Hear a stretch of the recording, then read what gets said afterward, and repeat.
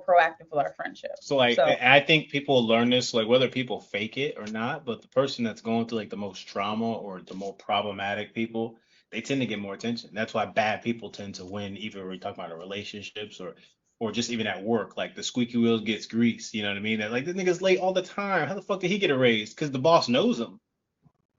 Boss literally knows him. You know what I'm saying? Like the boss knows him. Like so, yeah, he's been late, but he's a decent performer, and the boss knows his life. Versus you're just a guy. You're so unproblematic that you get missed. It's like I think the good dog analogy. The good dog tends to get less attention versus the bad dog. Every think about when your chicken got hurt. That chicken got so much more attention from you. So it was mhm. like if it did crave attention, it would be in its best bet to get hurt again. You know what I mean? Or to be problematic.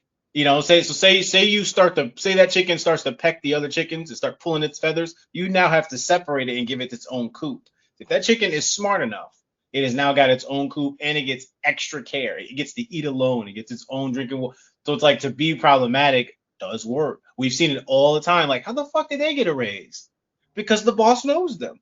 Because they're a highlighter. They're highlighting themselves. And even if they're not doing it on purpose, it tends to work to be problematic. I don't care what it So you're is. So like saying it's not beneficial to you to go along with the flow and go with the system.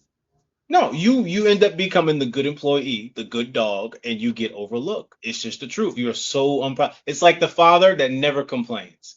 The father that complains, everybody's on edge. The house is clean. It isn't third. The father just comes in. He's just like, and he just start after 12 hours. He just starts cleaning shit and doing stuff. So you know what I'm saying? By the time he really does complain, it almost seems like he's out of line. It's like, what?